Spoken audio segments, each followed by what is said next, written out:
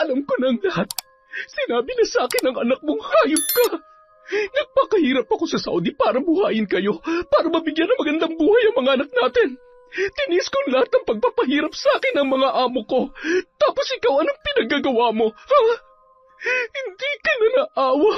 Pati mga anak mo sinasaktan mo dahil sa lintik na pagsusugal mo. Patawarin mo ako, mahal. Gusto ko lang naman makatulong sa iyo eh. Nagbabaka sakali lang ako na magiging maayos ang buhay natin kapag nakaipon ako. Anong makatulong? Makakaipon? Sa pagsusugal? Nababaliw ka na. Anong may tutulong sa atin ang pagsusugal mong yan? Napakatanga mo. Ano na nangyari sa atin ngayon? Hindi ko pinupulot ang perang pinadadala ko sa inyo. Kahit pagod na ako, hindi ko magawang magpahinga dahil iniisip ko na kapag nagpahinga ako, paano ko nabubuhayin ang pamilyang ito? Melchor, ikaw may obligasyon na buhayin kami, pero inako ko ang lahat. Tapos, ganito pa ang igaganti mo sa akin.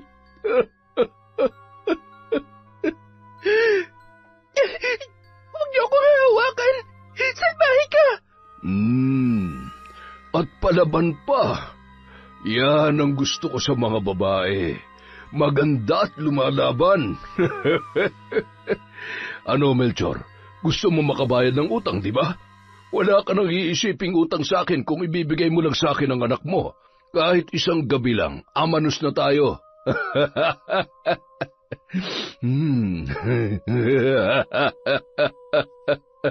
Ang bango-bango mo, iha. Taon 2012, Laguna. Isang umaga, nag-iiyakan ang mga bata habang nagpapaalam si Remy sa kanyang mga anak. Yun ang araw ng pag-alis niya upang makipagsapalaran sa ibang bansa. Dahil sa hirap ng buhay at walang matinong trabaho ang kanyang asawang si Melchor, nag-apply siya bilang isang domestic helper sa Saudi. Nay, huwag po kayong umalis. Mamimiss po namin kayo. Dito na lamang po kayo sa bahay. Huwag na kayong umiyak, mga anak. Napag-usapan na natin to, di ba? Para sa inyo naman to eh. Konting tiis lang. Pero Nay, bakit hindi niyo na lang po subukan maghanap ng trabaho dito sa atin para hindi niyo na kailangan pang umalis? Balang araw maiintindihan niyo rin ako. Makakahanap ako ng trabaho dito pero hindi naman sapat ang sahod para sa atin. Doon mas malaki ang kikitain ko. Agad na lumapit si Mang Melchor kay Remy at marahang hinagkan sa pisngi ang kanyang asawa. Mag-iingat ka doon, mahal, ha? Pasensya ka na. Kung may trabaho lang sana ako, hindi mo na kailangan lumayo sa amin. Ako ang padre de pamilya. Ako dapat ang bumubuhay sa inyo, pero... Ay naku, Melchor, huwag ka naman magdrama dyan. Basta, ikaw na munang bahala sa mga bata. Yung mga bilin ko sa inyo, huwag niyong kalilimutan. Sige na, kailangan ko lang umalis. Wala pa ring tigil sa pag-iyak ang dalawa niyang anak, habang si Remy ay pinipigilan naman ang pag-agos ng kanyang mga luha habang naglalakad papunta sa nakaabang na tricycle. Nang biglang tumakbo si Nene at muling niyakap ang kanyang nanay Remy. Sinundan naman ni Melchor ang dalagita at pilit na tinatanggal ang braso na mahigpit na nakahawak sa kanyang ina. Halika na anak, kailangan nang umalis ng nanay mo. Huwag ka mag-alala, uuwi rin siya kaagad kapag nakaipon na siya ng pera. Patuloy pa rin sa paghikbi si Nene hanggang sa tuluyan ng nakaalis ang tricycle na sinasakyan ni Remy. Makalipas ang isang araw, nakarating na si Remy sa Saudi. Magkahalong takot at lungkot ang kanyang nararamdaman. Yun kasi ang unang pagkakataon na nawalay siya sa kanyang pamilya. Mas lalong tumindi ang pangamba niya nang mapansin ang pagiging masungit ng kanyang amo at pagiging mahigpit nito sa lahat ng kanyang ginagawa. Diyos ko, kayo na po ang bahala sa akin. Ilayo niyo po ako sa anumang kapahamakan. Ipapaubaya ko na po ang sarili ko at ang kapalaran ko sa inyo. Huwag niyo po akong pababayaan alang-alang sa mga anak ko.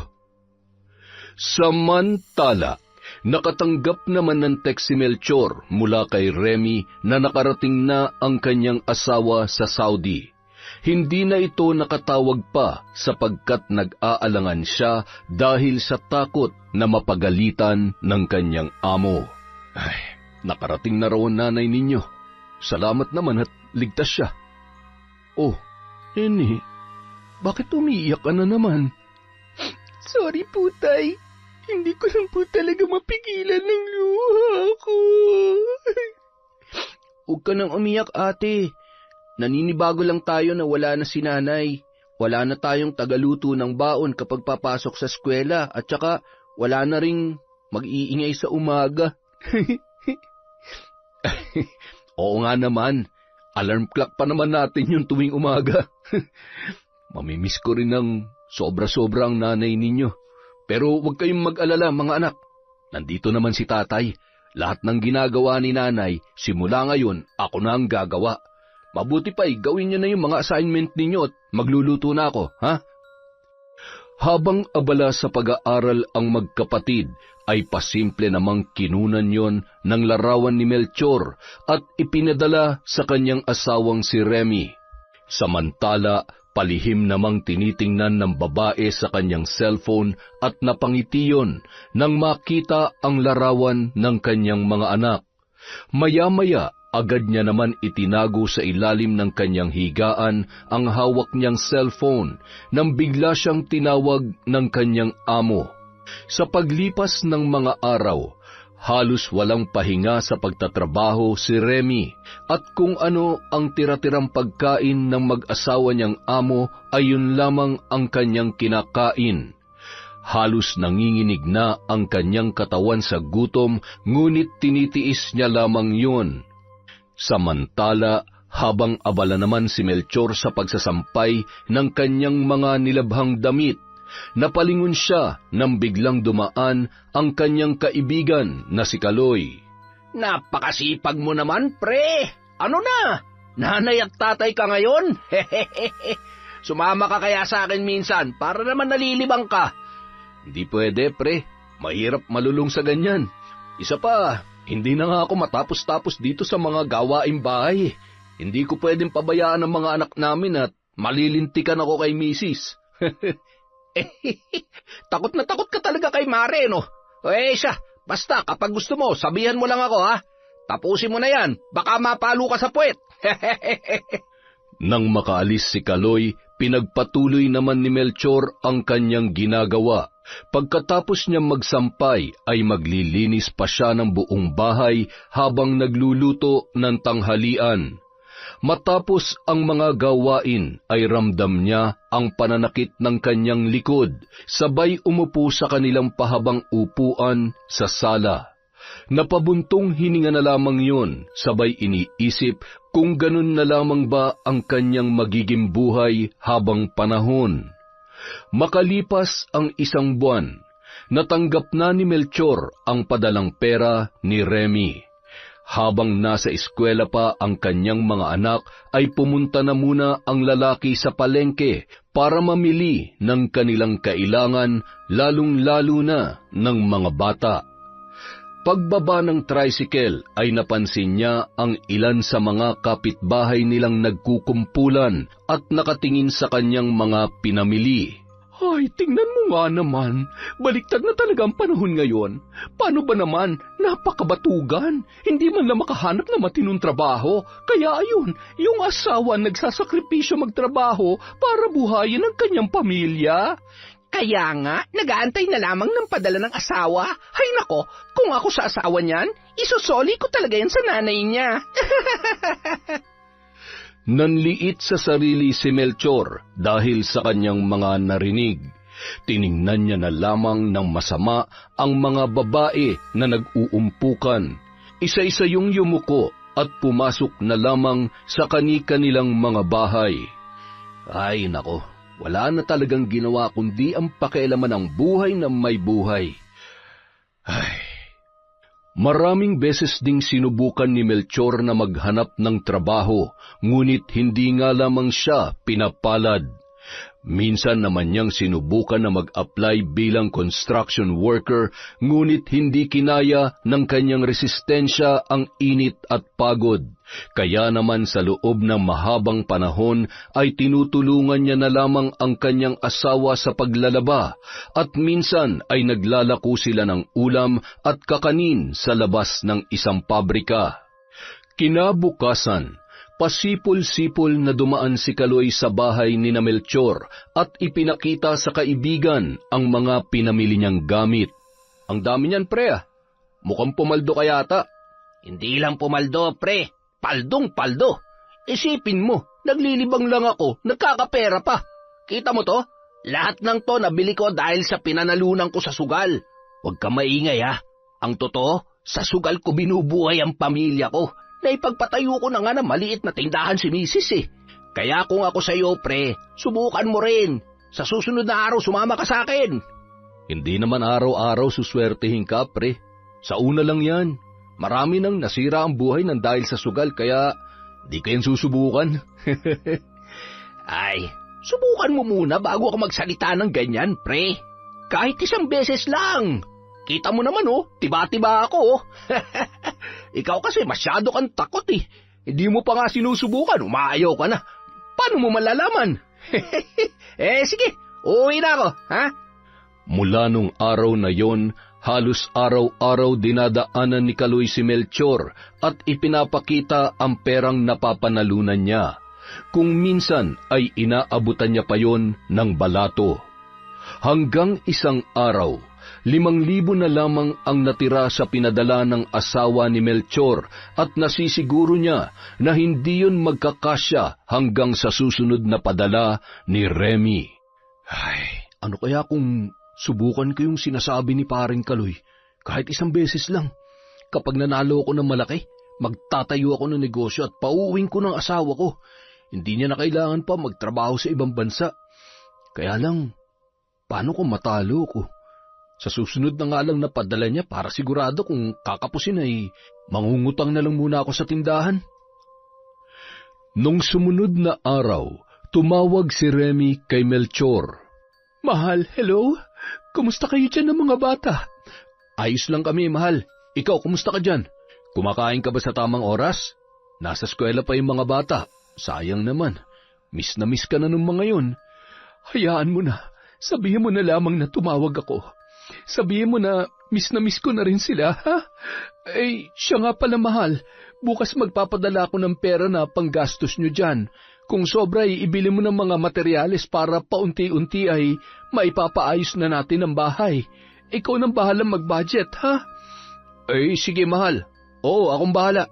Sisiguruhin ko na hindi masasayang ang pinaghirapan mo dyan. Okay, mahal. Sige na. Ibababa ko na muna at tinatawag na naman ako ni Madam. Pakisabi na lang sa mga bata, ha? Sige na. Mag-iingat kayo dyan. I love you. Naawa si Melchor sa kanyang asawa nang marinig nito na pinagagalitan yun ng kanyang amo. Mas lalong nadagdagan ang kagustuhan niyang makauwi si Remy kapag sinuwerte siya sa kanyang pinaplano. Kinahapunan. Pre, pwede ba akong sumama sa iyo bukas? Ayos, sa wakas. Nabago ko rin ang isip mo, pre.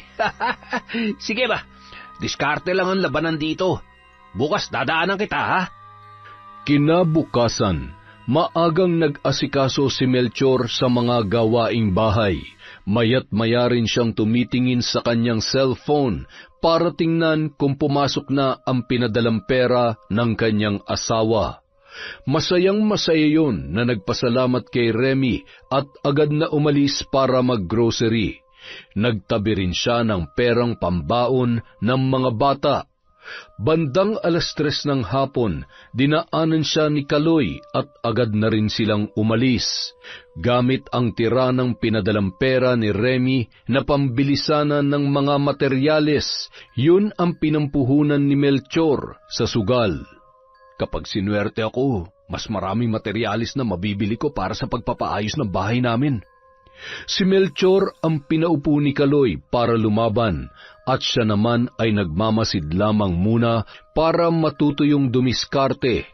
Napasuntok sa mesa si Kaloy nang sunod-sunod na nanalo si Melchor at naghiyawan na ang mga nanonood. Yun! Kapag sinuwerte ka nga naman talaga, oh! Sabi ko na sa'yo, pre, kung sa trabaho mailap ang swerte sa'yo, pues dito sa sugal, easy-easy lang yan.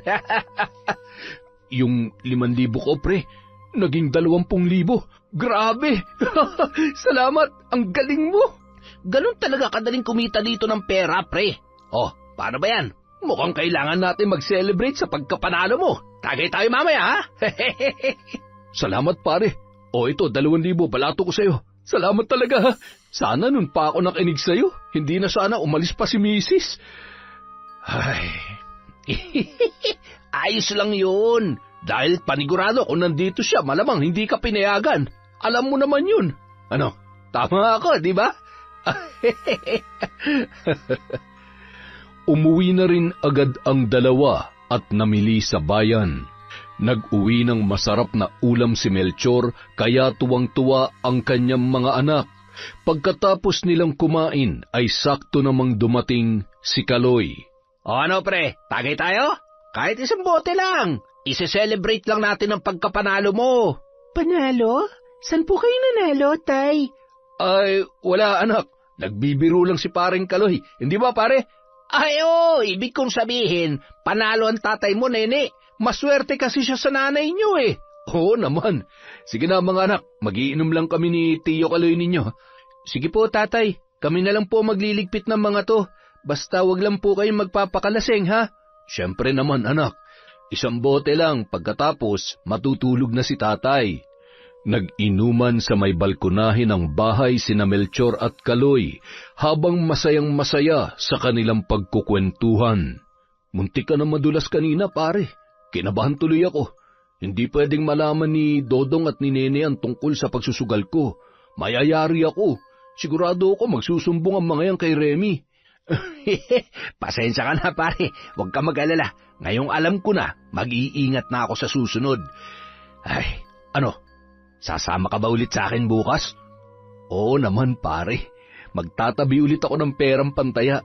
Yung 10,000 naman, ibibili ko na ng mga materyales dito sa bahay. Kinabukasan, maagang umalis si Melchor at namili ng materyales. Agad niya namang kinuhanan ng larawan ang mga yun at ipinadala kay Remy. Ganito palang pakiramdam kapag nanalo ng malaki. Nangangati na naman tong mga palad ko. Siguro, suswertehin ulit kami mamaya. Kapag nagtuloy-tuloy ang panalo ko, pwede ko nang pauwiin si Mrs. Mula noon, araw-araw nang sumasama si Melchor sa kanyang kaibigan. May mga pagkakataon pa na si Melchor na mismo ang nagyayaya kay Kaloy na magsugal. Halos sunod-sunod rin ang kanyang pagkapanalo, kaya naman mas lalo siyang naeengganyo. Hanggang sa palaki na ng palaki ang ipinupusta ni Melchor sa pagsusugal. May mga pagkakataon na nangungutang pa yun para lamang meron siyang ipantaya. Lintik, minamalas yata ako ngayon, ah. Talo na naman. Oh, ano, pre? May pantaya ka pa?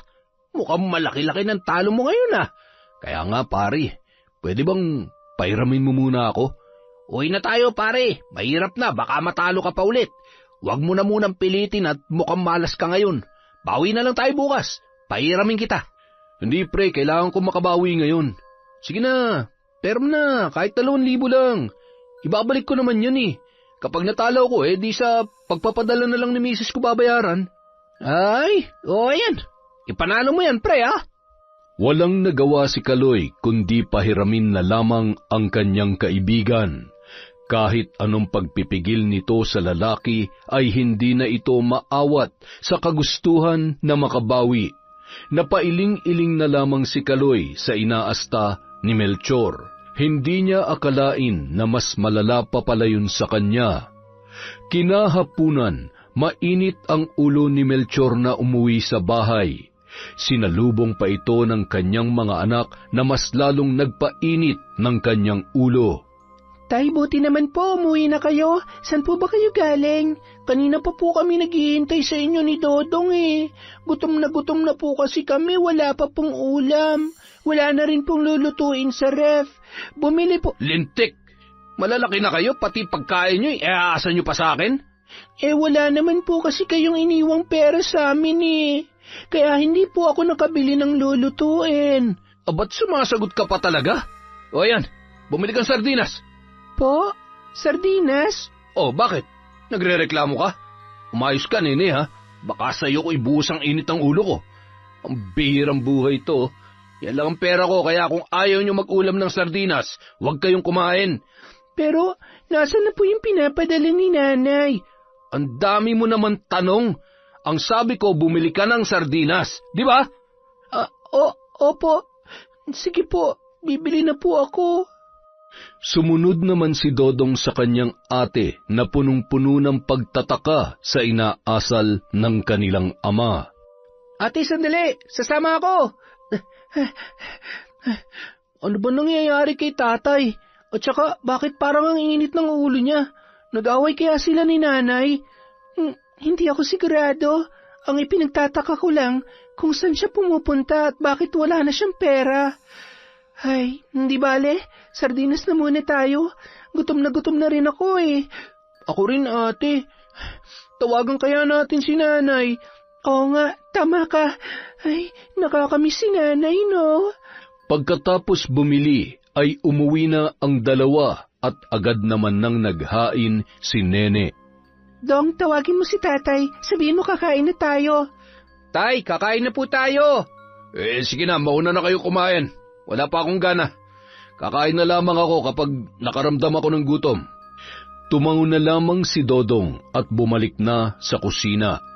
Kahit gutom na ay nagtira pa rin sila ng ulam para sa kanilang tatay Melchor na noon ay nakatulog na sa may upuan sa sala. Araw ng Sabado, walang pasok noon si Nene. Habang naglalaba ito sa labas ng bahay, dinig na dinig niya ang pinag-uusapan ng asawa ni Kaloy at ang kaibigan nito. Doon lamang nalaman ng dalagita na nalulung na pala sa bisyo ang kanyang ama. Nabahala siya na baka pati perang pinagpapaguran ng kanyang ina ay winawaldas lamang ng kanilang tatay Melchor. Kailangan malaman ni nanay yung pinagagagawa ni tatay. Kailangan ko siya makausap. Kaya pala madalas mainit ang ulo ni tatay dahil palaging talo sa sugal. At kaya pala hindi pa nasisimula ng pagpapaayos ng bahay. Nakatenga lamang ang mga materyales dito. Ay, paano kaya to? Siguradong magagalit si nanay. Pagkatapos maglaba ni Nene ay palihim niyang kinuha ang cellphone na nakapatong sa lamesa. Sakto namang kasasagot lamang ni Remy ng tawag ng anak nang magising si Melchor at nakita ang dalaga. Nagmamadaling bumangon at inagaw nito ang cellphone kay Nene. Sinong tinatawagan mo? Ako na magsasabi sa nanay mo. Ano bang gusto mong sabihin sa kanya? Ano po? Mangungumusta lang po sana ako at namimiss ko lang po makipagkwentuhan kay nanay. Busy ang nanay mo kaya wag mo siyang istorbohin. Kabilin-bilinan niya na hintayin na lamang natin ang tawag niya. Ilang oras pa ay tumawag na si Remy at agad na sinagot yun ni Melchor. Hindi man lamang sila binigyan ng pagkakataon na makausap ang kanilang ina. Rinig na rinig din ng dalawa ang mga kasinungalingan ng kanilang ama. Sige na mahal, ibababa ko na to at may gagawin pa ako, ha?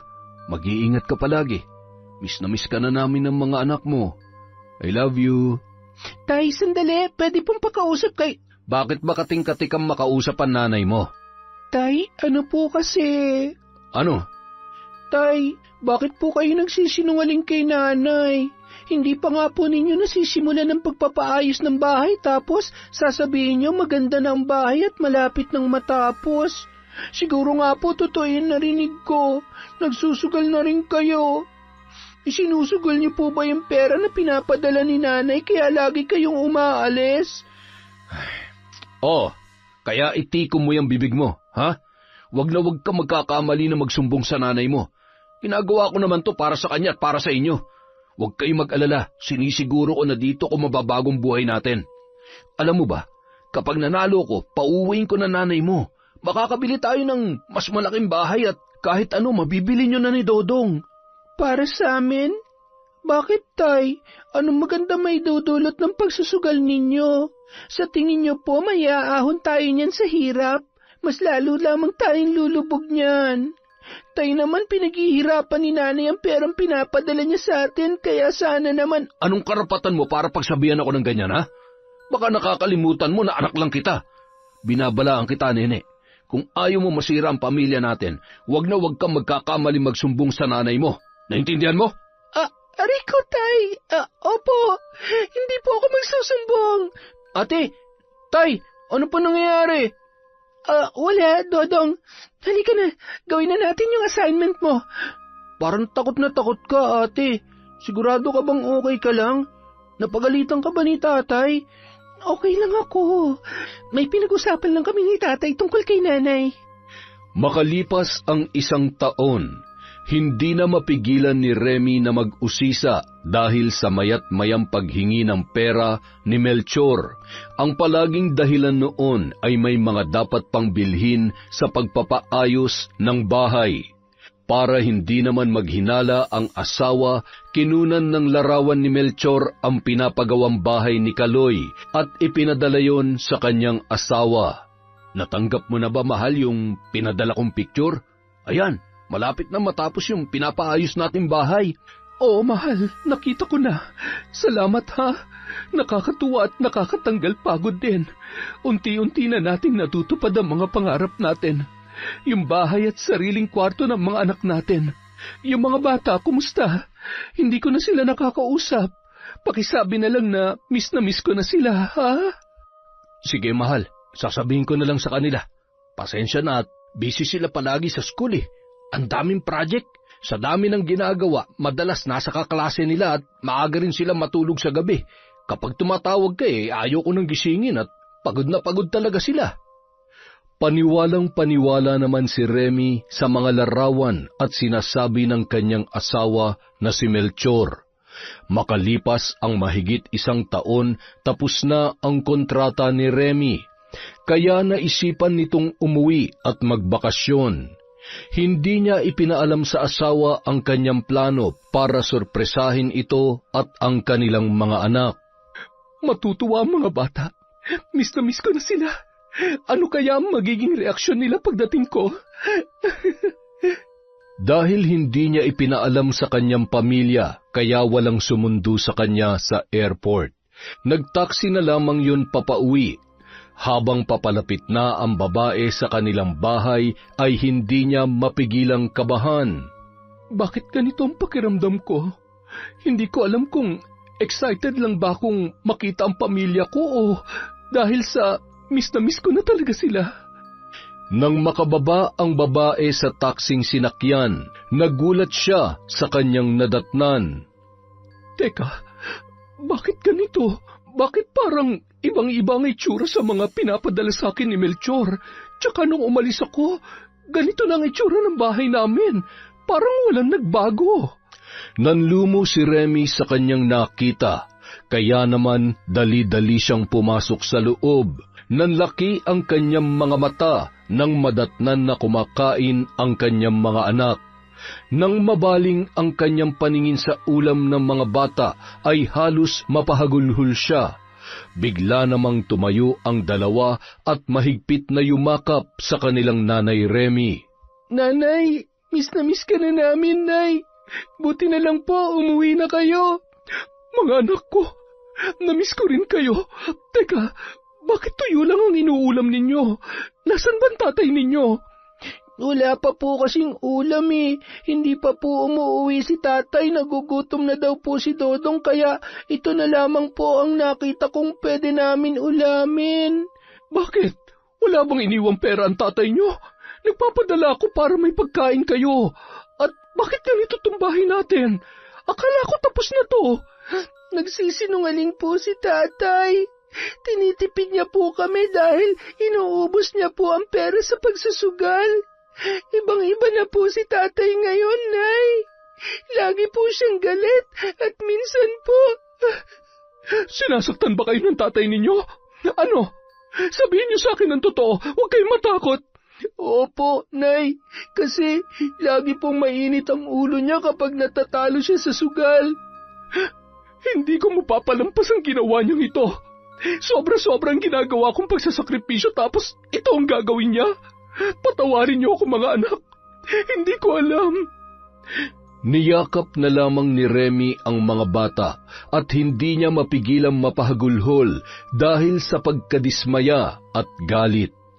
Inutusan niya naman si Dodong na bumili ng pritong manok para makakain ang mga yon na maayos. Nang makabili ay pinagsaluhan nila yon. Halos madurog ang puso niya na makita kung gaano kasabik ang mga bata sa pagkain na tila ba gutom na gutom ang dalawa niyang anak. Hanggang sa sumapit na ang gabi, hindi pa rin umuuwi si Melchor. Nakatulog na sina Nene at Dodong habang si Remy naman ay matyagang naghihintay sa pagdating ng kanyang asawa. Palakad-lakad at nakakuyom ang kanyang mga kamao sa sobrang galit na kanyang nararamdaman. Maya-maya pa, pasuray-suray na naglalakad ang lalaki habang papasok sa kanilang bahay. Nahimasmasan yon sa kalasingan nang makita ang kanyang asawa. Remy, mahal ko? Ikaw ba yan? Teka, kailan ka pa dumating? Napakaganda mo't bitawan mo ako. Ikaw, saan ka galing? Bakit ngayon ka lang? At lasing na lasing ka pa talaga. Pasensya na, mahal. Kasi, birthday kasi ni Pareng Kaloy. Nagkasiyahan lang naman kami. Minsan na naman ako mag-inom. Napaksinungaling mo. Hindi ko akalain na ganito madadatan ko pag uwi. Akala ko ba matatapos ng bahay? May sarili ng kwarto mga anak natin. Pero bakit ganito? Anong ginawa mo sa perang pinaghirapan ko?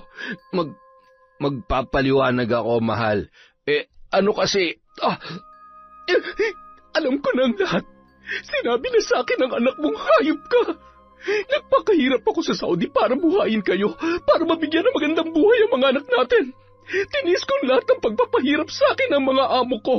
Tapos ikaw, anong pinaggagawa mo? Ha? Hindi ka na naawa.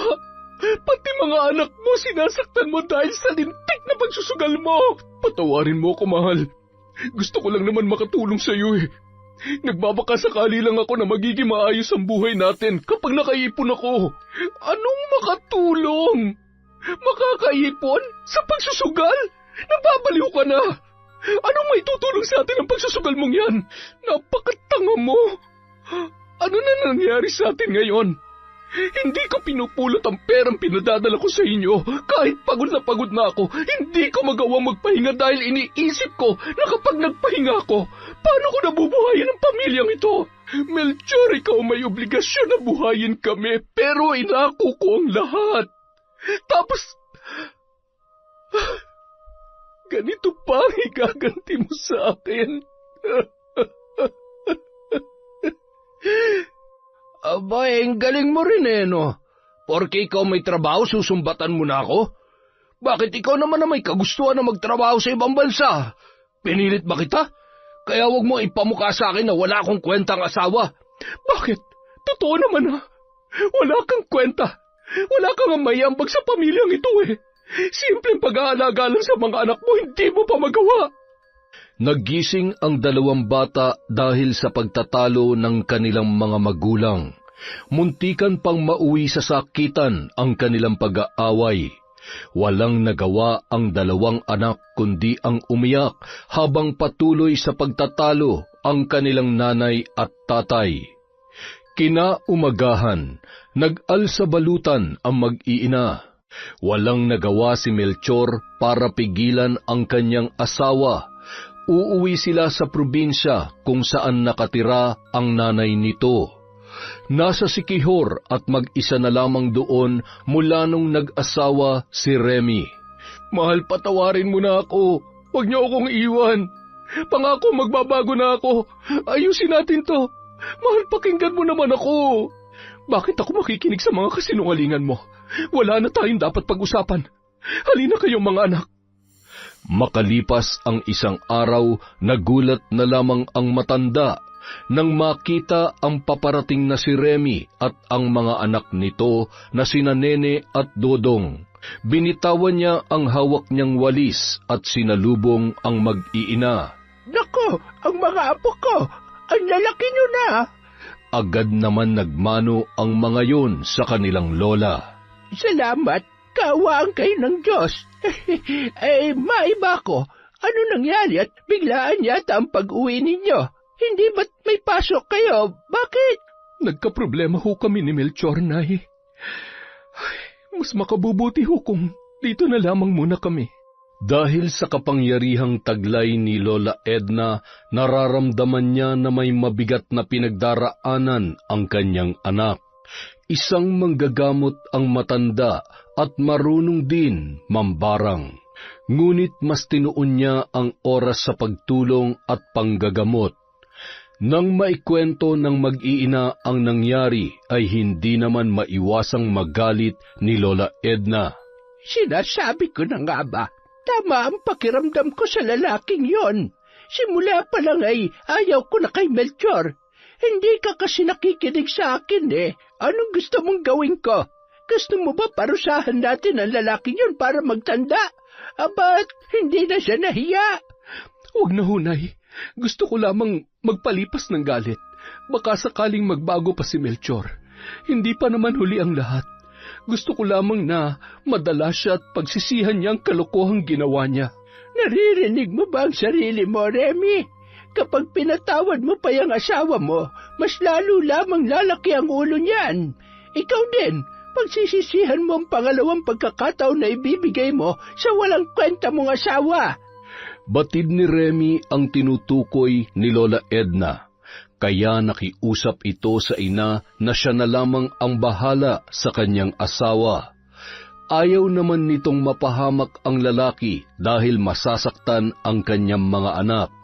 Napapailing-iling na lamang ang babae dahil bago pa sila pumunta doon ay naiisip niya na ganoon ang magiging reaksyon ng matanda. Nay, pwede bang huwag na lang po muna natin siyang pag-usapan? Gulong-gulo pa po ang utak ko. Gusto ko po munang ipahinga ang isip ko, Nay. Ay siya, sige anak. Magpahinga ka muna. Sandali lamang at magluluto ako. Salamat naman sa Diyos at nakita ko ulit itong mga mahal ko nga po. Makalipas ang 2 araw, nagulat si Remy nang biglang dumating si Melchor sa bahay ni Lola Edna. Galit namang sinalubong yon ng matanda. Anong ginagawa mo dito, batugang lalaki na sugarol at saksakan ng sinungaling, ha? Gusto mo yatang makatikim ng bagong hasa na karit eh. Ano? Ang lakas ng loob mo na magpakita pa dito. Ang kapal-kapal. Nay, kalma. Ako na pong bahalang kumausap sa kanya. Bakit ka ba sumunod dito? Remy, mahal, patawarin mo na ako. Nagsisisi na ako sa mga nagawa ko. Hindi ko kaya na mawala kayo ng mga anak ko. Umuwi na tayo, pakiusap. Mahal na mahal ko kayo. Hindi ko kaya mabuhay na wala kayo. Ano ka mo? Mahal? Naririnig mo bang sarili mo? Kung mahal mo ang pamilya mo, sana inisip mo kami bago ka gumawa ng kalokohan. Kaya umalis ka na. Hindi ka na namin kailangan. Hindi na kami babalik sa'yo. Remy, makinig ka naman sa akin. Nene, Dodong, mga anak, patawarin niyo na si tatay. Isinara nila ang tarangkahan at hindi man lamang pinapasok ang lalaki. Remy, hindi ako aalis dito hanggat hindi niyo ako pinapatawad at hindi ko kayo kasama pabalik. Sige na, mahal, umuwi na tayo. Please, nagmamakaawa ako sa inyo. Magbabago na ako. Makalipas ang ilang oras na natili roon si Melchor na nagmamakaawa, hanggang sa bumuhos ang malakas na ulan at basang-basa na ang lalaki. Nanay, kawawa naman po si tatay. Baka po magkasakit siya. Parang nadurog ang puso ni Remy nang makita ang kalagayan ni Melchor, kaya pinapasok niya na ito sa loob ng bahay at binigyan ng pamalit na damit. Ilang oras lang at nagsimulang umubo ang lalaki, inaapoy na yon ng lagnat. Dahil sa naging sitwasyon ni Melchor at sa patuloy na paghingi nito ng tawad sa asawa, nagawa siyang patawarin ni Remy. Sa katunayan, sumama na sila pabalik sa Maynila. Bago sila umalis, kinausap muna ni Lola Edna ang kanyang anak. Binabalaan kita, Remy. Sana'y hindi mo pagsisihan ang iyong desisyon. Minsan nang nagkamali si Melchor, hindi ka ba nadadala? Mauulit at mauulit lang ang kawalang hiyaan ng asawa mong yan. Hindi kita pinalaki para maging tanga. Ay, ewan ko sa iyo. Mula noon hanggang ngayon ay matigas pa rin ang ulo mo. Ngunit saksakan ka ng katangahan pagdating sa pag-ibig. Nay, sana naman po ay maintindihan niyo ko. Ama pa rin po siya ng mga anak ko. Tama naman po ang mga bata. Isa pa, mukhang seryoso naman na siya sa mga pangako niya sa aming mag-iina. Ay, sana nga. Dahil sa susunod na gumawa pa siya ng kalokohan, patawarin ako ng Diyos, pero baka kung ano nang magawa ko sa kanya. Makalipas ang isang linggo, simula nang makabalik sina Remy sa Maynila ay nakita niya ang pagbabago ng kanyang asawang si Melchor. Kaya napanatag ang kanyang kalooban at nagdesisyon na bumalik ulit sa pagtatrabaho sa ibang bansa. Salamat naman, Melchor, at tinupad mo ang mga pangako mo. Sana magtuloy-tuloy ng pagbabago mong yan. At sana, kahit wala ako, ipagpatuloy mo kung anong nasimulan mo ngayon. Ha? Anong ibig mong sabihin, mahal? Saan ka pupunta? Huwag mong sabihin na babalik ka ulit sa Saudi. Oo, kailangan kong bumalik. 2 taon lang naman. Magsisimula ulit tayo. Kailangan natin makabangon muli. Kung hindi sana kalimutan na nga natin ang nakaraan. Nalulungkot lamang ako tuwing naiisip ko ang nangyari sa atin. Kaya nakikiusap ako sa iyo na sana naman ay tulungan mo na ako na ibangon ang pamilyang ito. Hindi ko ito kayang mag-isa. Pangako, mahal, hindi na ako gagawa ng anumang ikasisira ng pamilya natin. Pinagsisisihan ko na yon. Lingid sa kaalaman ni Remy, palabas lamang pala ang lahat ng ipinakikita ng kanyang asawa. Marami siyang pinagkakautangan noong mga panahon na yon, kaya kailangan niyang makagawa ng paraan para makapagbayad. Kaya sa kaloob-looban nito ay masayang-masaya siya na malaman na babalik pa sa ibang bansa ang kanyang asawa. Makalipas ang 1 buwan, dahil sa nakampante na si Remy sa pinakikitang ugali ng kanyang asawa, ay nagdesisyon na itong bumalik sa Saudi. Tinawagan niya ang kanyang ina at ipinaalam ang kanyang desisyon. Ano? Babalik ka pa sa abroad? Hindi ka pa ba nadala, Remy? Talagang iiwanan mo na naman ang mga anak mo sa walang kwenta mong asawa? Ay, hindi na talaga kita maintindihan. Nay naman, nangako si Melchor na aalagaan niya na ang mga bata at nagbago na po ang asawa ko. Magtiwala po kayo sa akin, alam ko po ang ginagawa ko. Napabuntong hininga na lamang si Lola Edna. Hindi naman siya pinakikinggan ni Remy kaya hinayaan na lamang ng matanda ang kanyang anak sa mga desisyon nito. Makalipas ang ilang buwan, nang makaalis ang babae, ay bumalik sa dating gawain si Melchor, na labis namang ikinabahala ng kanyang mga anak, lalo na si Nene. Tay, saan po kayo galing? Nagsusugal na naman po ba kayo?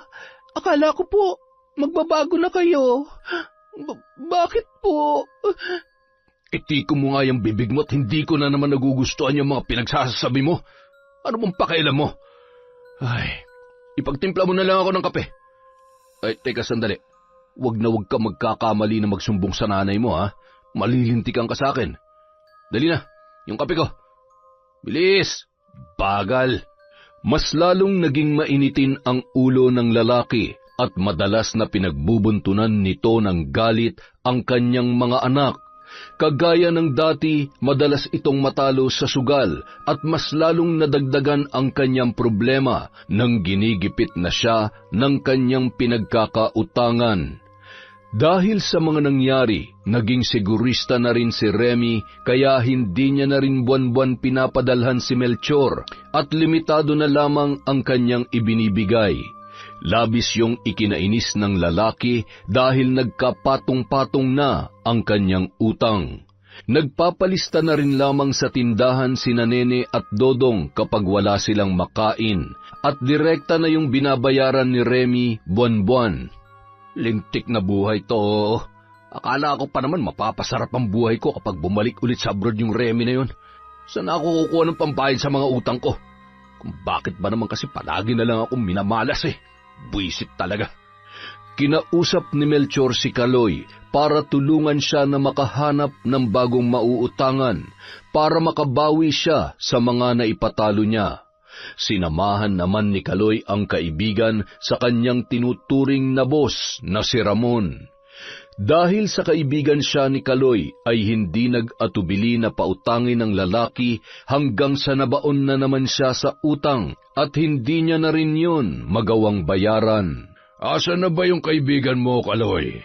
Hindi na nagpapakita sa akin Abay, paano na yung inutang niya? Hindi pwedeng hindi niya ako bayaran.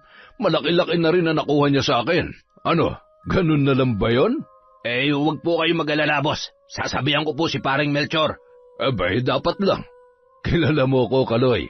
Alam mo kung paano ako magalit at kung ano ang kaya kong gawin. Napilitang magtago si Melchor dahil wala pa rin siyang pambayad kay Boss Ramon. Hanggang sa matunton at sapilitang kinuha siya ng mga tauhan nito. Boss, pangako babayaran kita. Bigyan mo lamang ako ng sapat na panahon. Abay, matagal na panahon na yung binigay ko sa iyong palugit, pero mukhang pinapaasa mo lamang ako. Baka hindi mo alam kung anong pwede kong gawin sa'yo. Kaya kitang ipakulong o kaya naman ay patayin ng walang kahirap-hirap. Ayaw ko pa naman sa lahat ay yung sinungaling at yung ginagago ko. Boss, maawa po kayo sa akin. Gumagawa naman po ako ng paraan para makabayad sa inyo. Bigyan niyo lang po ako ng 1 linggo. Pangako, babayaran ko kayo. Makalipas ang 1 linggo, takot at kinakabahan si Melchor dahil wala pa rin siyang makuhang pera na ipambabayad kay Ramon. Pinuntahan siyang muli nito kasama ang ilang kalalakihan. Ipinagulpi siya ng lalaki. Boss, parang awa niyo na. Bigyan niyo pa ako kahit 2 araw na lang. Nakikiusap ako. Lintik ka, Melchor. Ilang araw at linggo nang binigay kong palugit sa'yo tapos sumihirit ka pa? Habang nagmamakaawa, biglang nabaling ang tingin ni Boss Ramon kay Nene na noon ay takot na takot. Napalitan ng ngiti ang mukha ni Ramon na kanina lamang ay nag-aapoy sa galit. Dahan-dahan nitong nilapitan ang dalaga at hinawakan sa muka. Huwag niyo akong hawakan! Salbahe ka! At palaban pa. Yan ang gusto ko sa mga babae. Maganda at lumalaban. Ano, Melchor? Gusto mo makabayad ng utang, di ba? Wala ka nang iisiping utang sa akin kung ibibigay mo lang sa akin ang anak mo. Kahit 1 gabi lang, amanos na tayo.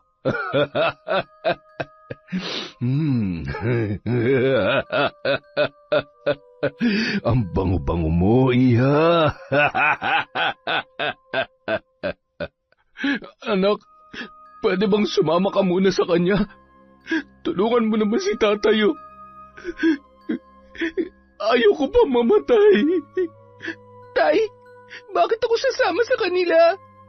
Anong gagawin nila sa akin? Huwag ka na maraming tanong, sumama ka na lang. Boss, ibalik niyo sana ng ligtas ang anak ko. Yan! Madali ka naman palang kausap eh. Tara na, bitbitin niyo na yung hapunan ko. Hoy Melchor, umayos ka ha. Ang usapan ay usapan, kaya huwag kang gagawa ng hindi ko magugustuhan. Atin-atin lamang to. Naintindihan mo? Opo, boss.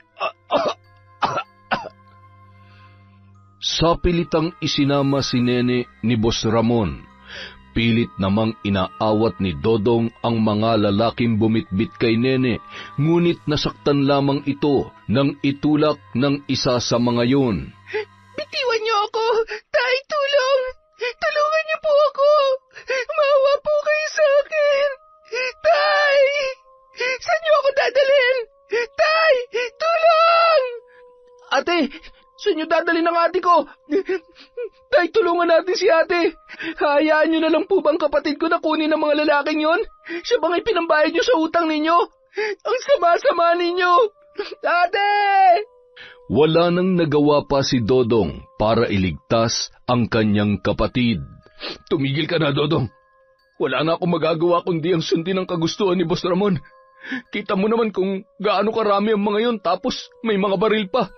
Kapag nanlaban pa tayo, tiyak na mapapahamak lamang tayo. Hindi naman nila papatayin ang ate mo eh. Makakauwi pa rin yun dito. Isusumbong ko kayo kay nanay. Wala kayong kwentang ama. Kinasusuklaban ko kayo. Nung mga oras na yon, umalis din si Melchor na tila ba walang nangyari. Makalipas ang ilang oras, nagising si Nene na nakatali at napapahiyaw sa bawat paso ng sigarilyo habang humahalakhak si Don Ramon sa kanyang ginagawa. Tulong! Tulungan niyo ako! Tama na, pakawalan niyo ako dito! Napakaingay mo naman. Huwag ka nang pumalag. Masasaktan ka lang eh. Alam mo ba na sa laki ng utang ng tatay mo, hindi sapat ang isang gabi na serbisyo mo? Anong gagawin mo sa akin? Ano ba? Wag! Nanay ko! Ano ba? Yan! Kaya mo naman palang manahimik eh. Batang-bata at napakaganda. Sariwang-sariwa. Hindi na ako lugi sa'yo. Kinabukasan, nagising na lamang si Nene na walang saplot at nananakit ang buong katawan. Dali-dali niyang dinampot ang kanyang mga damit at nagbihis. Wala ni isang tao siyang nakita sa lugar na yon, kaya agad siyang nagtatakbo at pinara ang isang tricycle. Naawa naman ang lalaki sa kalagayan ng dalaga, kaya naman hinatid siya noon sa tapat ng kanilang bahay. Nene, sige na, pumasok ka na sa bahay ninyo. Wala siya sa sariling binuksan ang kanilang tarangkahan. Sobrang nag-alala si Dodong para sa kanyang ate nung mga oras na yon. Hindi niya magawang magsumbong sa ina dahil itinago ng kanyang ama ang kanyang cellphone. Maya-maya pa ay dumating ang kanyang kapatid na si Nene. Ate, ano nangyari sa'yo? Sinaktan ka ba nila? Ate, magsalita ka. Bakit may pasa at mga sugat ka, ate? Patuloy naman sa pagpatak ang mga luha ni Nene habang niyayakap ito ng kanyang kapatid. Nagkataon naman na wala doon ang kanilang ama, kaya naisipan ng binata na umalis at umuwi sa kanilang lola para humingi ng tulong. Yun lamang ang tanging alam niya na pwedeng lapitan dahil nasa ibang bansa ang kanilang ina. Sinamantala ni Dodong ang pagkakataon habang wala ang kanyang ama. Habang inaayos ni Nene ang mga gamit na dadalhin, ay humingi ng tulong si Dodong sa kanilang kapitbahay at tinulungan sila na makasakay at binigyan ng pamasahe. Naawa ang mga yun nang ikwento ng binatilyo ang nangyari. Nang makarating sa probinsya at nalaman ni Lola Edna ang ginawa ni Melchor, ay lalo lamang nadagdagan ang galit nito. Ay, Diyos ko! Kaya pala hindi ako mapalagay. Hayop talaga ang Melchor na yon. Humanda siya. Pagbabayaran niya ito. Tinawagan ni Lola Edna si Remy para ipaalam ang nangyari sa kanyang anak na si Nene. Nay, kumusta siya? Anong ginawa ng hayop na yun sa anak ko? Nagahasa ang anak mo dahil sa hayop mong asawa. Isilugal niya rin pati kaligtasan at puri ng apo ko. Hindi ko lubos maisip na magagawa niya ito. Ay, Diyos ko! Hayop siya! Mapapatay ko na talaga siya! Kasalanan ko to, Nay. Kasalanan ko ito. Kasalanan mo talaga. Sinabi ko naman kasi sa'yo. Bakit ba naman kasi hindi ka man lamang nakikinig sa akin? Huwag ka mag-alala. Panahon na para pagbayaran niya ang mga kasalanan niya. Pati na rin ang walang puso na gumawa nito sa apo ko. Buhay ang magiging kabayaran ng ginawa nila kay Nene. Nung araw ding yun, kailangan kong pagbayarin ng mga taong gumawa nito sa apo ko. Lalo ka na, Melchor. Hayop ka. Paano mo ito nagawa sa sarili mong anak? Ikaw na ama at dapat na pumoprotekta sa kanya. Matitikman ninyo ang bagsik ng aking kapangyarihan. Ipaparanas ko sa inyo ang dobleng sakit at puot na pinagdaanan ng apo ko. Masahol ka pa sa demonyo, Melchor. Pagbabayaran mo ito hanggang kamatayan. inilabas ni Lola Edna ang kanyang mga gamit sa panggagamot. Pinahiran ng langis ang ulo ng dalaga at nilagyan ng gamot ang mga pasa at sugat na natitiyak niyang paso ng sigarilyo. Napapaluha ang matanda na makita ang mga sugat na yon. Patuloy rin ang bahagyang pagdurugo ng dalaginding na labis nilang ikinabahala. Mabuti na lamang at nadala yon sa mga dahon at halamang ugat na pinakuluan at ipinainom kay Nene. Nang mahimbing nang natutulog si Nene at si Dodong na pagod rin sa biyahe, ay sinimulan niya na ang ritual sa pambabarang. Sa pamamagitan ng aking kapangyarihan, inuutusan kita, dinggin mo ang hiling ng aking kalooban. Parusahan mo ang mga taong nanakit sa apo ko, sakit na walang paglagyan, mga sugat na magnanaknak at unti-unting kikitil sa kanilang mga buhay. Walang tigil sa pagsusuka ng nakakasulasok na putik at buhangin hanggang sa matuyo ang kanilang lalamunan. Isinusumpa ko, magdurusa kayo hanggang sa tuluyan na kayong mamatay. Patuloy sa pag-usal ng mga salita si Lola Edna na siya lamang ang tanging nakakaunawa. Habang pabigat ng pabigat ang mga salitang binibitawan ng matanda, mas pabigat ng pabigat din ang hangin bumabalot sa buong paligid. Unti-unti ring namamatay ang mga nakasinding kandila sa lugar kung saan isinasagawa ng matanda ang pambabarang. Samantala, nang makita ni Melchor na wala ang mga gamit ng kanyang anak, ay nabahala naman yun, sabay nagtanong-tanong sa kanilang mga kapitbahay. Nagkaisa ang mga yon na kahit alam nila kung nasaan ang magkapatid, ay hindi na lamang sila magsasalita. Napapailing ang mga yon at palihim na minumura si Melchor ng nakatalikod. Ay, grabe! May sapi na yata ng demonyo yung si Melchor. Sinira ang buhay niya pati ng mga anak niya. Walang konsensya. Kawawa naman yung mga bata pati na rin si Remy. Samantala, Habang kumakain ng hapunan si Ramon ay biglang sumakit ang tiyan nito at parang nasusuka. Nagmamadaling tumakbo ang lalaki sa banyo. Ano ba nangyayari sa akin? Bakit ganito ang pakiramdam ko? Teka, bakit ganito ang isinusuka ko? Ang baho at... Hindi ito maaari. Tulong! Tulungan niyo ako!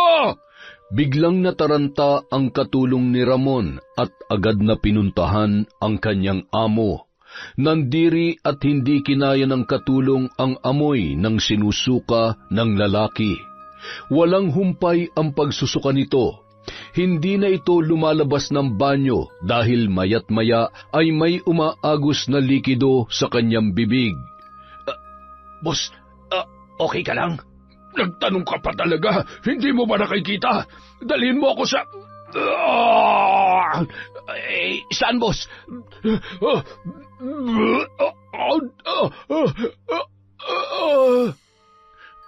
Buhay pa ba siya? Patay. Anong gagawin ko dito? Saan ko dadalhin ng buteteng ito? Sa ospital ba o sa punerarya? Parang hindi na humihinga eh. Ang baho. Pati tuloy ako nasusuka na. Kamamatay lang, amoy bulok na agad. Makalipas ang ilang minuto, habang tinatawagan ng isang tauhan ang kanyang mga kasamahan para malaman kung ano ang gagawin sa kanilang boss, ay bigla naman nagkamalay si Ramon. Boss, salamat naman at buhay ka. Mamamatay na yata ako. Dalhin mo na ako sa ospital. Opo. Sandali lang po at tatawag ho ako ng ambulansya. Akala ko ho kasi patay na kayo kaya punerarya ho na tawagan ko. Tarantado ka. Ikaw ang papatayin ko dyan eh. Kinahapunan, nalaman ni Melchor ang nangyari kay Ramon nang ikwento ni Kaloy ang sinabi ng lalaki. Biglang kinabahan si Melchor dahil ilang araw na rin siyang may nararamdaman na kakaiba. Ilang sandali pa, nagsimula na ring magduduwal si Melchor at nagluwa ng malapot na likido na kulay itim. Nanlaki ang mga mata ni Kaloy nang makita ang nakakadiri at masangsang na amoy na iniluwa ng kanyang kaibigan.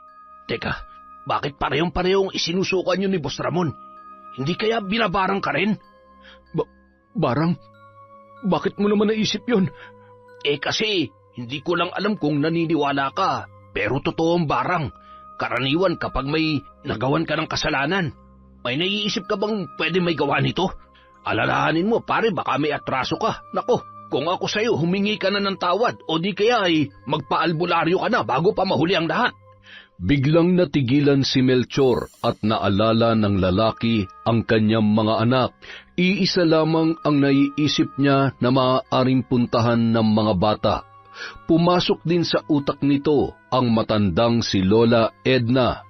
Natitiyak niya na nagsumbong dito sina Nene at Dodong.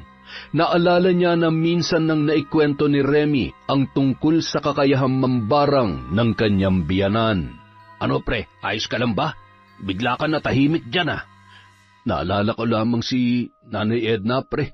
Posible kasing siya may gawa nito. Malakas din ang hinala ko na nandun ang mga anak ko. Gusto ko silang puntahan kaya lang siguradong galit sa akin at tingnan mo nga itsura ko.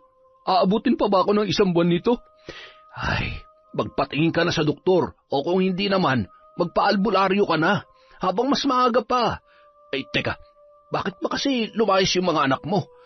Sobrang laki ng kasalanan ko, pare. Alam kong hindi na nila ako mapapatawad. Hindi na naitago pa ni Melchor ang nangyari at naikwento niya yon kay Kaloy. Napamura ang kaibigan sa mga nalaman at hindi siya makapaniwala sa nagawa ni Melchor sa sarili niyang anak. Pinagsisisihan ko naman ang mga nangyari. Hindi ko sinasadya, pare. Nagipit lang talaga ako. At wala akong nagawa dahil nadala lang ako ng takot kay Boss Ramon. Gabi-gabi akong hindi pinapatulog ng konsensya ko dahil sa kagaguhan ko. Napahamak din ang anak ko dahil sa akin. Sana mapatawad ako ng Diyos sa mga kasalanan ko, pare. Napakagago mo naman, pare. Anak mo yun eh. Ano ba nangyayari sa'yo? Hindi ko naman nakalain na hindi mo pala kayang kontrolin ang sarili mo. Sana pala hindi na lang kita. Huwag mo na sisihin ang sarili mo, pre. Ako may kasalanan sa lahat ng ito, kaya dapat lang siguro na parusahan ako sa mga nagawa ko. Tama ka. Napakagago ko at alam ko, hindi na ako mapapatawad ni Remy at ng mga anak ko.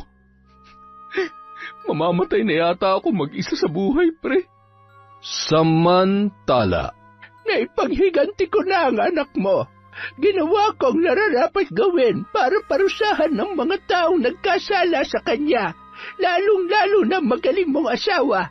Huli na para magsisihan pa tayo. Ang kailangan nating gawin ngayon ay tulungan si Nene na kalimutan ang masalimuot na nangyari sa kanya. Kailangan ka ng mga anak mo, Remy.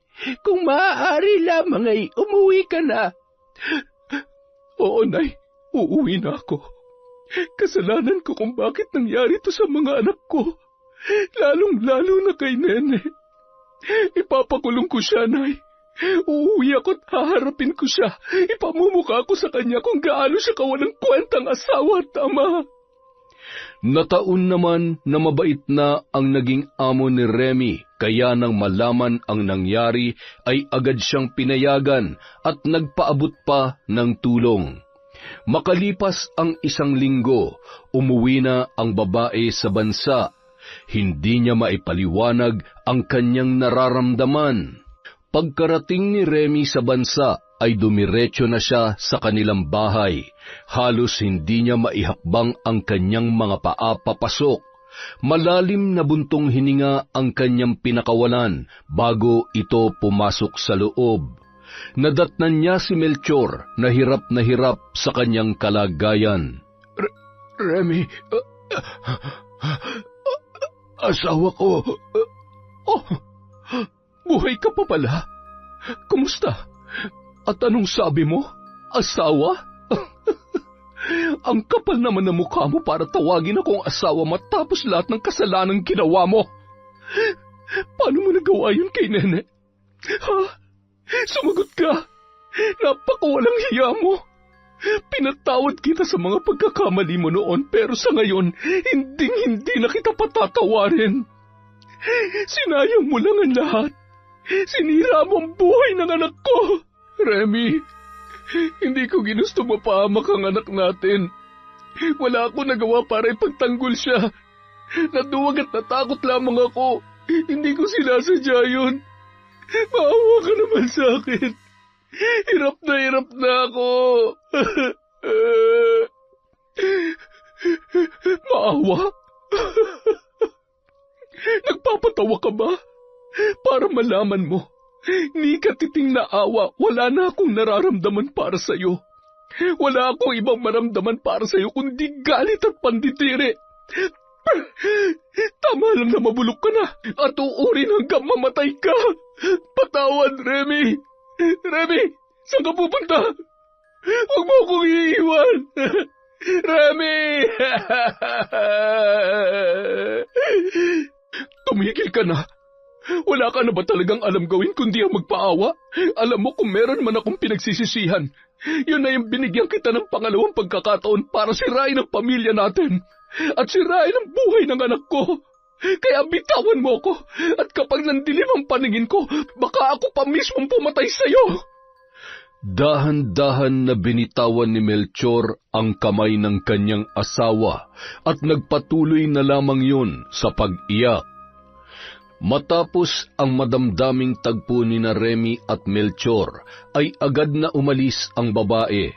Dumiretso na siya sa probinsya kung saan naroroon ang kanyang mga anak. Nang marating ni Remy ang bahay ng kanyang ina, nabitawan nito ang kanyang mga bitbit nang makita si Nene na nakaupo at tulala na nakatanaw sa malayo. Nene, anak ko, patawarin mo si nanay. Pangako, hindi ko na kayo iiwan. Huwag ka mag-alala, ha? Nandito na si nanay. Hindi ko na kayo pababayaan. Patawarin mo ko, anak.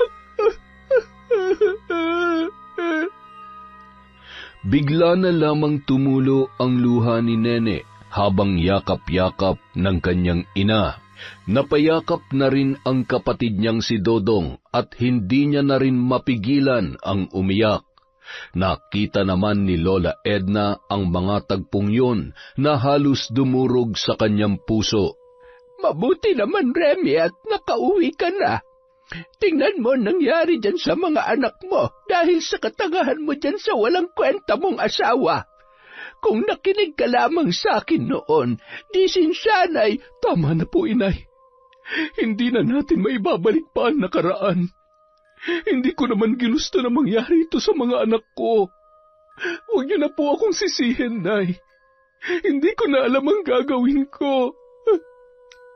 Ano pa nga ba magagawa natin kundi tanggapin ang pagkakamali mo?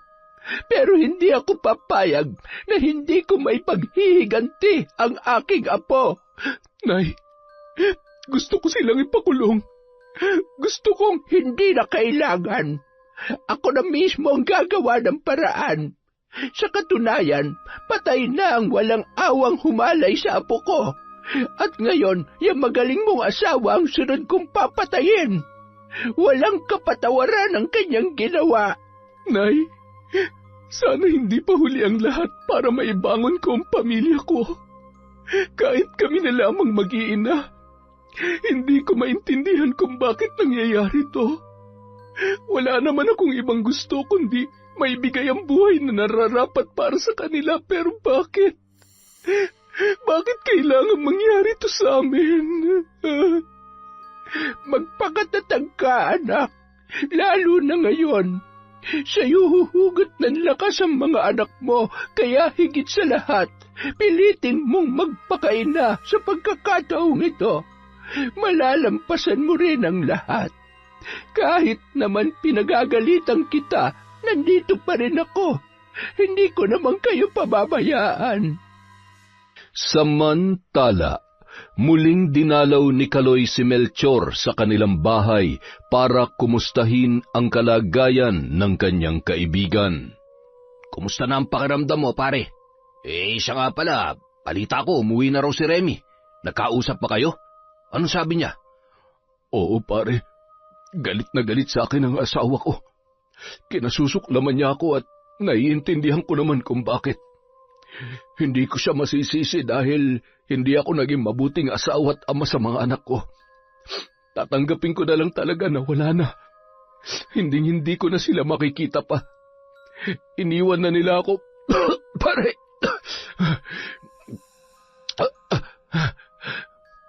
Habang tumatagal, palala ng palala ang kalagayan ni Melchor.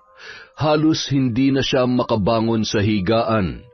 Ang mga naaawang kapitbahay na nagdadala ng pagkain at dumadalaw paminsan-minsan ay nasusuka na sa umaalingasaw na amoy ng kanyang mga sugat. Paring Melchor, magpatingin ka na kaya sa albularyo. Baka sakaling matulungan ka pa na gamutin yung karamdaman mo. May kilala akong manggagamot, pwede kitang samahan. Hindi na, pare. Maraming salamat na lang sa pag-aalala. Hindi ko na kayang tumayo at maglakad. Hinihintay ko na nga lamang ang pagkamatay ko eh. Tutal, wala na rin namang kwenta ang buhay ko. Wala naman ang pamilya ko kaya mas mabuti pang... Ano ka ba? Huwag ka nga magsalita ng ganyan. Kung totoo mang binabarang ka, baka sakaling maawa sa'yo, mambabarang. Walang masama kung susubukan mo. Papupuntahin ko na lamang ang manggagamot dito sa bahay mo, ha? Mabait naman yun at pwede kong pakiusapan. Mabuti na lamang may kakilalang manggagamot si Kaloy, kaya agad niyang pinuntahan yun. Medyo may kalayuan pero hindi nagdalawang isip ang lalaki para tulungan ang kanyang kaibigan. Oh, Kaloy, ikaw pala. Ano bang sadya mo't naparito ka? Pwede po ba kayong sumama sa akin para gamutin yung kaibigan ko? Nakikiusap po ako. Maawa na po kayo sa kanya. Hirap na po siya sa kanyang kalagayan. Bakit? Ano nangyari sa kaibigan mo? Mukha pong binabarang siya eh. Ganun ba? Hindi mo ba nabalitaan na matagal ko nang tinigil ang panggagamot? Tumatanda na kasi ako Hindi na kaya ng katawan ko. Mabilis na akong mapagod. Parang awa niyo na po, ngayon lang po. Wala na kasi akong ibang malapitan na pwede makatulong sa kaibigan ko eh. Ay, siya, sige. Papayag akong sumama sa iyo pero hindi ko maipapangako na mapapagaling ko siya. Susubukan ko na lang ang lahat ng makakaya ko. Kinuha ng matanda ang kanyang mga gamit sa panggagamot na noon ay itinago niya sa isang kahon. Nang ayos na ang lahat na dadalhin ng matanda, ay umalis na ang dalawa. Ilang oras din ang kanilang binaybay bago narating ang bahay ni Melchor. Ay, Jesus Mariosep, malala na ang kalagayan ng kaibigan mo, Kaloy. Sukdulan ang galit ng taong may gawa nito sa kanya. Natitiyak ko na malaki ang kasalanan ng lalaking ito. Halos hindi na makapagsalita ng maayos si Melchor. Hindi niya na rin maigalaw ang kanyang buong katawan. Habang kinakausap ni Kaloy ang kaibigan, nagsimula ng mag-usal ng panalangin ang matandang albularyo. Amang makapangyarihan, nananalangin po ako sa inyo na alisin ang sumpa na nakakabit sa taong ito. Ipagkaloob mo sa kanya ang kapatawaran at kagalingan. Itaboy mo ang anumang masamang enerhiya at sumpa na bumabalot sa kanyang katawan. Bigyan mo siya ng lakas ng loob para malampasan ang mga pagsubok na ito sa kanyang buhay. Sa ngalan ng kapangyarihan mo, ipinapaubaya ko na po sa inyo ang kapalaran ng taong ito. Matapos mag-usal ng panalangin ang matanda, ay pinahiran niya ng langis ang buong katawan ni Melchor. Hinipan niya rin ng 3 beses ang ulo nito. Kinuha ng matanda ang bote na naglalaman ng pinakuloang iba't ibang uri ng halamang gamot at ipinainom sa lalaki. Panandalian namang guminhawa ang pakiramdam ng kanyang ginagamot. Pansamantalang lunas lamang ang ibinigay ko sa iyo. Hanggang walang puwang ang pagpapatawad sa puso ng taong may gawa niyan, ay hindi niya babawiin ang sumpa. Panalangin, yan lamang ang natitira mong armas para labanan ang sumpang nakakabit sa iyong katawan. Maraming salamat po sa tulong ninyo. Sana kay magawa pa nila akong patawarin.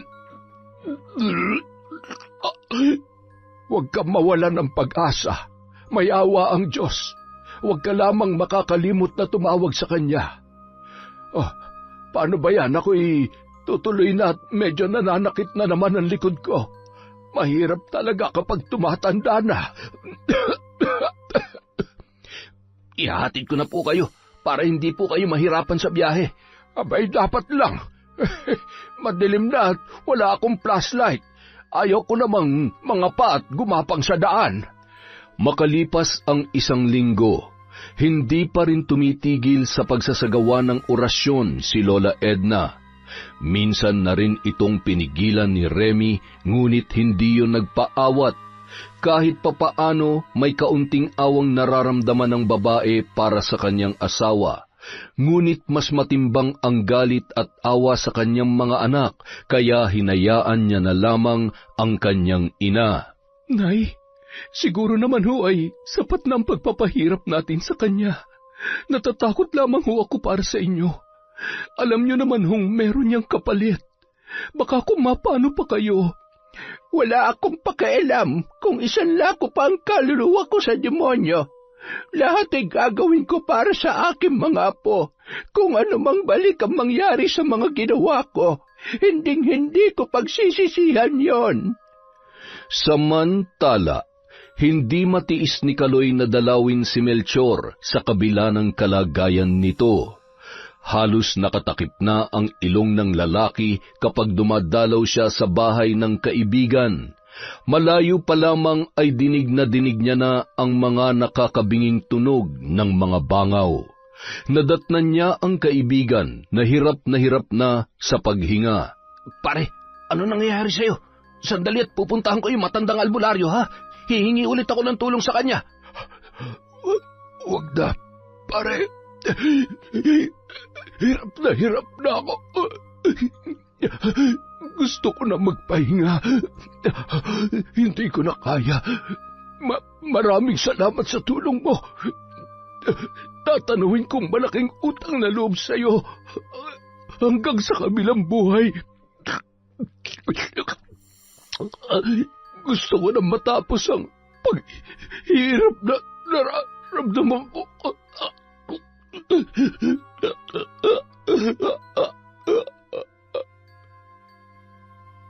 Tuluyan ng nalagutan ng hininga si Melchor. Makalipas ang ilang sandali, inilibing na rin yon sa araw ng kanyang pagkamatay. Kawawa naman ang sinapit ni Melchor. Namatay siya na hindi man lang naalala ng pamilya. Naaawa kayo dyan? Karma niya na siguro yun sa ginawa niya sa anak niya. Ang mga taong ganyan hindi dapat magtagal dito sa mundo. Buhay pa'y nasusunog ng kaluluwa sa impyerno. Ay, ewan. Huwag na nga lang natin siyang pag-usapan. Baka multuhin pa tayo ni Melchor dahil pinagchichismisan pa natin siya. Makauwi na nga't medyo madilim na. Magluluto pa ako ng hapunan namin. Samantala. Nay, wala na raw po si tatay. Kahit ginawa niya yun kay ate, mahal na mahal ko pa rin po siya. Siya pa rin po ang tatay ko. Wala na tayong magagawa, anak. Nangyari na nangyari. Sa ngayon, ipanalangin na lamang natin ang paggaling ng ate mo. Ipanalangin din natin ang kaluluwa ng tatay mo na sana kung nasaan man siya ngayon, pinagsisihan niya na sana ang kanyang mga kasalanan. Habang nag-uusap sina Remy at Dodong, nasa gilid naman nakaupo si Nene at nag-uunahang pumatak ang kanyang mga luha.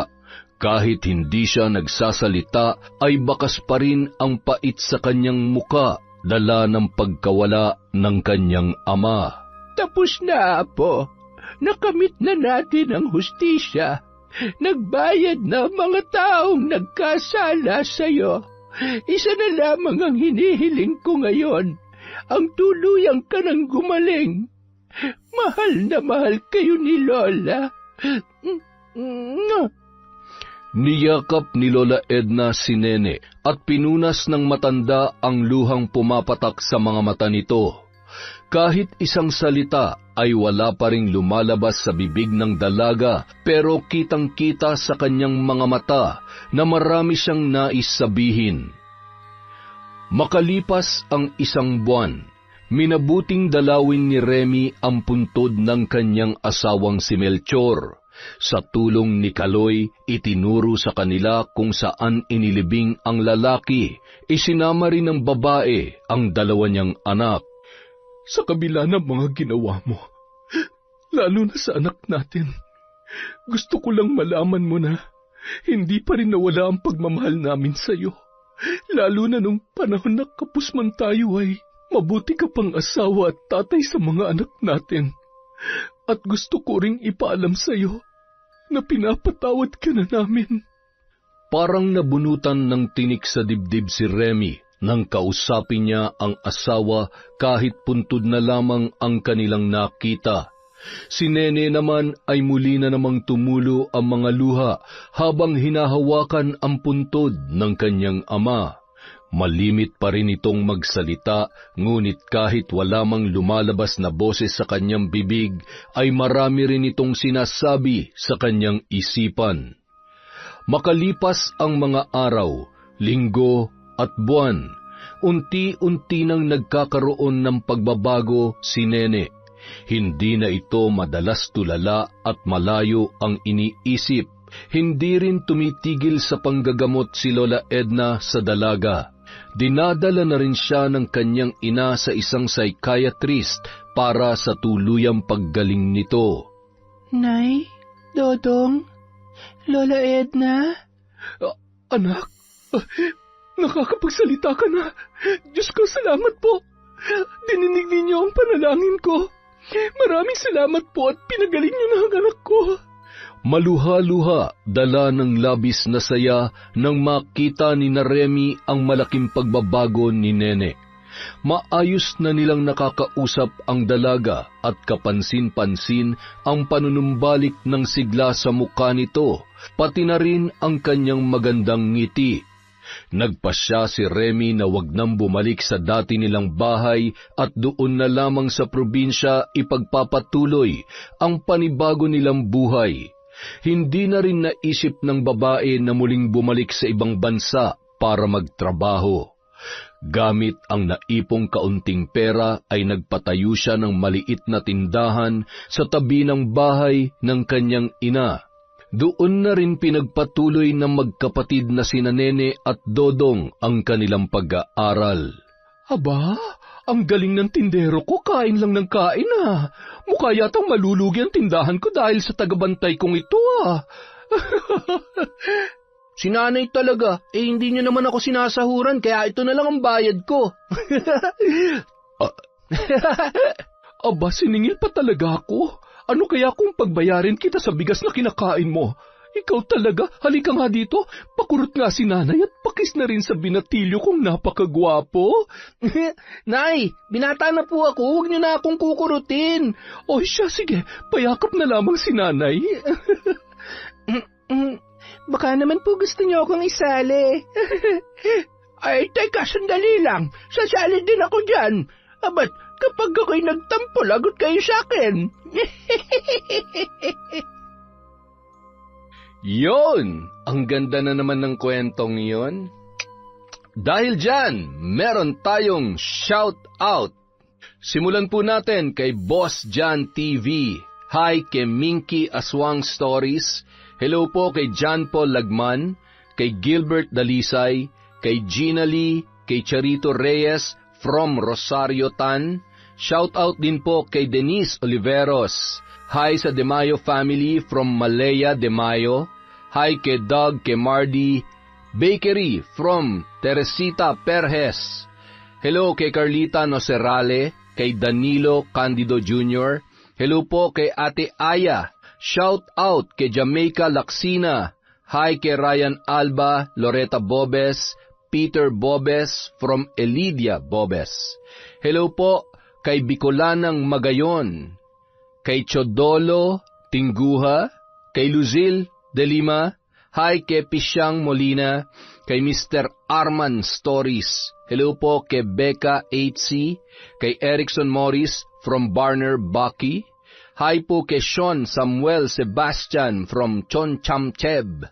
Hello rin po kay Evelyn Baula, kay Sionificacion. Hello po kay Resel Galope, kay Richel Adapon, kay Paula Tan, kay Matsarol, kay Lady Dam, kay Corazon Ingay. Hello po kay Alondra Mig Kampong, kay Femisa. Hello po kay Hilda Gabuya. Shout out kay Hazel Alcontin, kay Mariam Bautista, kay Tita Tessie. Hello po kay Micah or kay Mika, kay Jessica Rojas, Erica Ember, kay Pafla Roblox, kay Betty Velasco. Hi kay sa Imperial family from Maria Grace Grefaldia. Hello po kay Lynn Zaagodo, kay Marilyn Dumagsa. Shout out sa Kadusale at Padillo family from Mavilin Padillo. Hi kay Cassandra Cory, kay Catalea Soto. Shout out kay Evelyn Reyes, kay Jaren Beter, kay Ramil Fariolin. Hello po sa Mangre Commissary, Manilyn, Marjorie, Jaya, Bernadette, Genevieve, Aljon at sa lahat ng Shaki Mangre of Tapia General Trias Cavite from Jessie Pangadiin. Hello po kay Angelis Gudilosao. Hi kay Kimberly Caballero, kay Mariam Duca, kay Manisan Mamot Mapadtaya.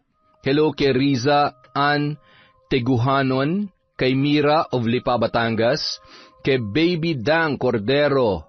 Hi po kay Shagala Mary sa Kakalda family from Connie Kakalda. Hi kay Gay Somodio, kay Virginia Pontillas, kay Asodisen Cerila. Shout out kay Elizabeth Pamintuan, kay Hana Maylin Sesgundo. Hello po kay Dores Estander, kay Mel Santarita, kay Roslyn Labajo, kay Divina Alaban Mirambil, kay Josephine Dordas from Patrick Dordas. Hi kay Bruja. Wildcats Kuting, meow. Hello po kay Mary Grace David, kay Judith Susada, kay May Megs, kay Willie May Jamio. Hello po kay Filipina Palsario, kay Cliven Dubalan, kay Margie Banosong, kay Dabadilla, kay Alma Naong. Hello po kay Manny Maniego, kay Crystal Jade Gonzalez, kay Jenny Lazarito, kay Beth Mercado, kay Maricel Barredo. Hi kay Beth and Ernie Rosales, Irene and Omi Anilio, kay Baby Cabral, Christy Ryan, and Kiel from Tita Estela da Silva. Hello po kay Marites Nalika, kay Turks Ornido Canyeso. Hi kay Mea Espiritu sa AAJ Garment ng Dapdap Tarlac. Hi Joanne, Melanie, Alex at Nanay Evie. Hi po kay Lance Tupas, Fred Castro from Abel Hipolito. Hi po kay Pureza Tagiwalo, kay Timothy Gabriel, sa AAN Official, sa Kinya 114. Hi kay Chrisgel Mamado, kay Maria Galoes. Hi kay Dimples Yumi, kay Bon Juvie Holo, kay Christine Joy Parcutila, kay Mary Grace Saturnino, kay Jeneline Hobilia. Hi kay Hannah Maylin Sesgundo, sa Fontanilla at Matias family from Abigail Fontanilla. Hello po kay Analie Vallega, kay Corazon Cacalda. Hello sa Galedo family from Babes. Hello po sa Bagaforo Nene, kay Cat Burglar Cutie. Hi kay I Love Traveled, kay Cecil Vlog, kay Natividad Tolibao, kay Pasiano Guerrero. Hello kay Paquito Rosario Tan, Vivian Escando, kay Jesus Kamangian from Jack Jack. Hello kay Sari Loldan, kay Eileen Garcia. Hi kay Yam Kisha Elizabeth Hardinil, kay Jonko from Annalie Jong. Hi kay Mary Grace Grefalja, kay Russell Galope, kay Emily Cusino, kay Lynn Ferrer TV. Hi po kay Noemi Garcia Pabunan, kay Genevieve Virtusio, Mary Jane Canal. Hello po kay Linda Ledesma. Hi kay Sang-o, kay Maylene Benicio Canja. Hi kay Johnny Mendoza from Brandon Bus. Hello po kay Marisa Abelio at kay Irish 24. Para po sa mga hindi natin nabanggit, marami pa po tayong video, nililista lang po lahat ni Enteng. Kung nasan man po kayo, maraming salamat po sa pagbibigay nyo ng oras sa Kwentong Enteng. Mag-iingat po kayo, alagaan po natin ang ating mga sarili para sa mas matagal pa nating pagsasama sa Kwentong Enteng.